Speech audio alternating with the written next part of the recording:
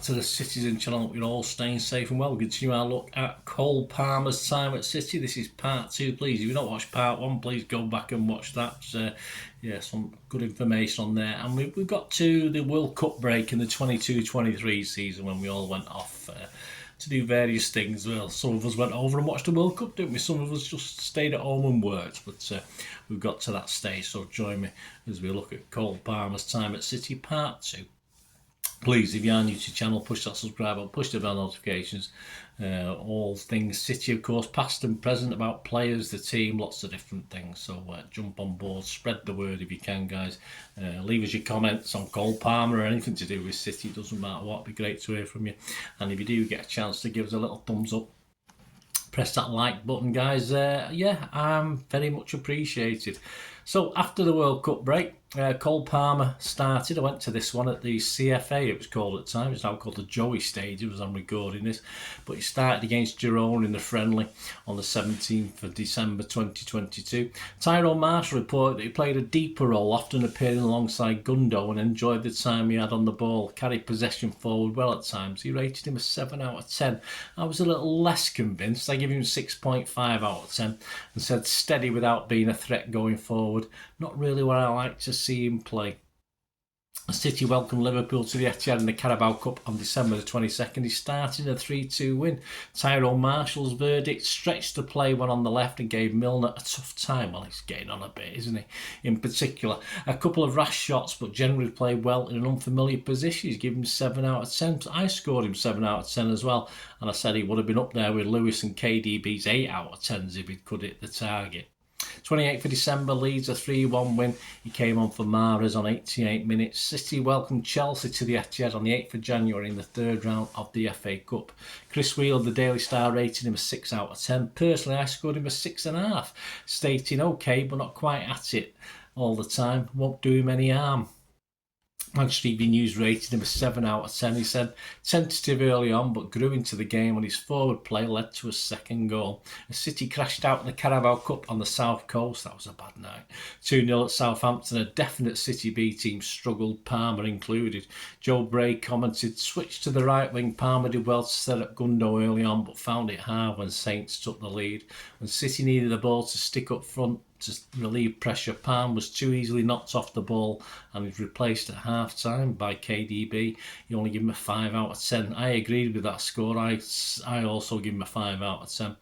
And it was, even though there were some maturer colleagues on the pitch, he wasn't really stepping up, and the others were flailing about, and so was he. And there's certainly nothing to worry the Saints team. In the Manchester Evening News on January 12th, Ben Rudd penned an article headline, Palmer might need to move away to improve City chances. Well, Manchester Evening News are always playing little games, aren't they? He cited Palmer's overall lack of game time, despite many believing he would follow Foden and be vital to the future of the club. With City battling for trophies, it would be doubtful he'd get the time he needed, and a loan deal may be beneficial. He finished by saying the January window is open, and for Cole Palmer, the second half of the season may be better spent elsewhere. Of course, Pep had said it the previous season, he wasn't going anywhere, and of course Palmer stayed, well, for now anyway. On the 22nd of January, City 3, Wolves 0, Palmer replaced Mahrez on 81 minutes. In the City Matchday programme against Arsenal on the 27th of January 2023, Cole featured in the head-to-head article. His stats in the Premier League at that time were 13 appearances, 6 shots, 1 on target, 119 passes, 7 crosses, 1 yellow card, 5 tackles. No goals. On the 28th of February at Bristol City in round 5 of the FA Cup, he came on for Foden after 83 minutes. On the 18th of March, an FA Cup quarter-final thrashing of Burnley 6-0. He was on the score sheet 3 minutes after he replaced Haaland on 65. Manchester Evening News Simon Bukowski, and my rating, 7 out of 10. In a 4-1 win over Liverpool on April the 1st, he replaced Grealish on 89 minutes. I did actually comment on that when he had time for a nice little dribble up and down the touchline and then won a throw-in. So well done, Cole. He replaced KDB in a 3-1 home win over Leicester on the 15th of April. But we were not impressed. Simon Bukowski kindly said couldn't influence the game. I said less than kindly. Did he touch it? We both gave him 6 out of 10. At Wembley against Sheffield United in the FA Cup semi-final, we replaced Grealish on 67 minutes. Joe Bray noted he got stuck in after coming on and gave him a 6 out of 10. I noted he was very keen. He was no worse than Grealish, and I give him a 6.5 out of 10. I must have been feeling good that day. He was featured on the front cover of the matchday programme for the game with West Ham on the 3rd of May, although there's nothing inside about him. He was just on the cover. It's nice to see him. On the 21st of May with the title won, he started in the Etihad game with Chelsea a 1-0 win. Simon Bukowski on him made life uncomfortable for Azpilicueta all day despite being on his less favoured left side, and he gave him 8 out of 10. Yeah, and I rated him 8 out of 10 as well. Really, I'm in a good mood at the moment. What's going on? Happy it went pretty well. Lots of confidence, especially the first 30 minutes. Should be proud of his efforts. In the penultimate game on the 24th of May, Brighton a 1-1 draw. Palmer replaced Foden on 51 minutes. Foden has scored our goal, of course. Simon Bukowski wrote, look, Brighton thought he had an assist ruled out for a foul by Haaland. Yes, we were jumping up with that one. You give him a 7 out of 10. I'm not as high. I only give him a 6 out of 10. I wasn't happy with the draw at Brighton. My thoughts started well, but as Brighton doubled up on him because he became less effective. He also got a start, of course, in the final game of the season on the 28th of May, a 1-0 loss at Brentford. Simon Bukowski says City's most dangerous attacker gave another strong outing to end his season well, and he gave him 8 out of 10. I wasn't as infused. I only give him 6.5 out of 10. He missed a chance to be a hero at the end, played well, but just missing that one thing special, a goal. Cole was an unused sub in both the FA and the Champions League finals. King of the Kippax 297, issue 297, August 2023, class of 22-23. Had a bit less to say on Cole this season, even though he'd played a little bit more.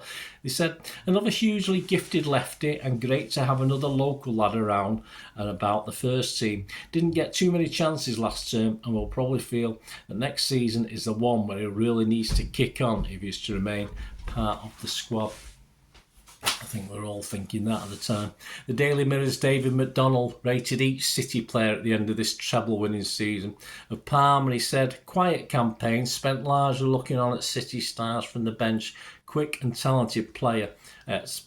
Palmer is only 21, but he needs to push on next season. And he rated him just 5 out of 10. A little bit harsh. Cole had not quite made it despite a strong finish to the season. In fact, it was another youngster, wasn't it, who seemed to have made a breakthrough in Rico Lewis, even younger, what, 2 or 3 years younger than Cole. We get to July. July the 23rd, he was part of the England team that enjoyed European Championship under-21 final success over Spain, of course.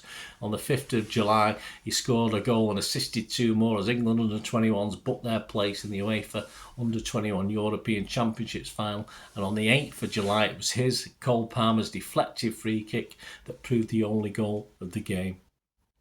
Cole Palmer said, when I got the free kick, I was just thinking I wanted to score. It was very lucky, but you create your own luck, don't you? When I scored, the celebration might have been a bit over the top, but I was just happy. City travelled, of course, to Japan after this and South Korea pre-season, and this was expected to be a precursor to Palmer playing a bigger part, especially with Riyad Mahrez leaving the club. And he was off to a credible start on the 23rd of July against Yokohama in a 5-3 win. He played the first 45 minutes, and Richard Fay, the Manchester Evening News, summed up an excellent performance. He said, confident and dangerous, forced the keeper into a good save from his effort and excellent work for the first goal, and gave him 8 out of 10. I wasn't quite as high, I give him 7 out of 10. I said, I added taking on Mara's role, did okay, confident, unlucky not to score. So I didn't go mad, did I? Palmer was not to feature, though, in the next 2 friendlies, which was a little bit odd at the time. I did sort of mention that in live shows and shows at the time, as almost everyone got minutes apart from Palmer. Was he injured? We never really knew on that one. But it would have a big effect, of course, on the Community Shield, as we drew 1-1 but lost on penalties to Arsenal on the 6th of August. The Manchester Evening News back page read, "Shield of Screams, Parma stunner cancelled late on as City lose Community Shield on penalties." He replaced Haaland, of course, on 64 minutes. It was 0-0 and he put us ahead. Simon Pekowski said, "A wonderful goal, having been denied minutes earlier." Yes, it bent it into the far corner. And he gave us 7 out of 10. I was a bit more sarcastic at the time, but I did mark him 7 out of 10. But I said, "Great goal, when's he going out on loan?" I was almost right.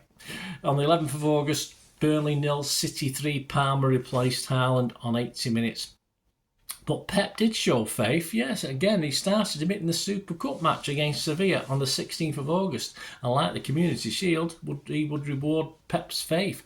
Simon Bukowski said of Parma on the night, "Started brightly, then seemed to lose his confidence, but picked it up again after that lovely looping headed goal." He gave him 7 out of 10. I was more generous. I gave him 7.5 out of 10. I was more impressed. And I said he never gave up despite setbacks, and a great headed goal it was. Grealish, it went to penalties, of course. We did win on penalties. Grealish on Parma that night. He was brilliant tonight. He said a great goal from him and a great finish. A good night all round. That's what you have to do as a young lad. I was in that position myself at Villa. You have to try and perform and give him the chance. He's such a nice kid, honestly. He's a brilliant guy and I'm so happy for him. Aki said on Parma, he was very good. He always wants the ball. He's very dangerous dribbling. He's unpredictable, so especially in the second half, I think it was incredible today. His goal as well, but his overall play was very good. He's shown that many times now for us, so he's an amazing player. Parma said of himself, "It's one of the first games of the season. I have to kick on from here." He was an unused sub in a 1-0 win over Newcastle on the 19th of August and the 2-1 win at Sheffield United on the 27th of August. But, of course, we know with the arrival of Doku, it was the end of Cole Palmer's time at City. Though it was a surprise that Chelsea would be his destination. Cheeky on him leaving, he said Cole had come up through our academy system and been a model professional throughout that time. We've enjoyed watching his development, and I'd also like to pay tribute, as I'm sure Cole would, to the coaches who've aided his progress through the years. Cole was a valuable member of the treble-winning squad, and we won't forget the impact he made in our victory in UEFA Super Cup, a success that followed.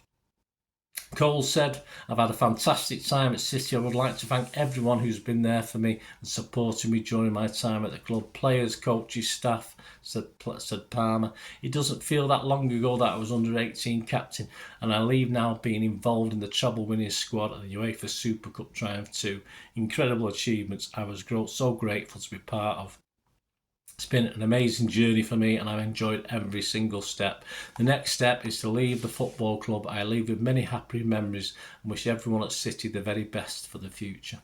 So on the 1st of September, he signed for Chelsea for around £40 million, a little bit of change perhaps in there, after Pep, of course, couldn't guarantee him game time. Well, Chelsea, well, they are as I'm recording this. He's getting a bit of game time, that's for sure. His first team stats at City: Premier League, just 3 starts, 16 as substitute, no goals. He had to wait to join Chelsea to get his Premier goal. FA Cup, 2 appearances, 3 as a sub, 2 goals. League Cup, 5 appearances, 1 as a sub, 1 goal. Champions League, 1 appearance, 7 as a sub, 1 goal. Super Cup, 1 appearance, 1 goal. Community Shield, 1 appearance, 1 as sub, 1 goal. Daniel Murphy wrote in the Manchester Evening News on the 13th of October 2023 a piece entitled "Parma could be the one that got away." Well, I think we're all thinking that. Saying after scoring and getting an assist in one of his first games in dark blue, manager Pochettino said this about him: "He's a very talented player. He has the quality." He went on to say the way he reads situations and what the team needs in every situation. He finished off by saying he has the talent and the quality. Will City live to regret this sale? Well, time will tell, won't it? So all I can say really is, having watched Cole, not as a young lad, but certainly when he had his first team chances, all I can say is thanks, Cole. Thanks for your time. And hopefully you'll stay a City fan, and hopefully one day, who knows, might come back. But good luck at the bridge, apart from when you play us. But that's all we can say really. Thank you, Cole, for your efforts for our wonderful club, Manchester City.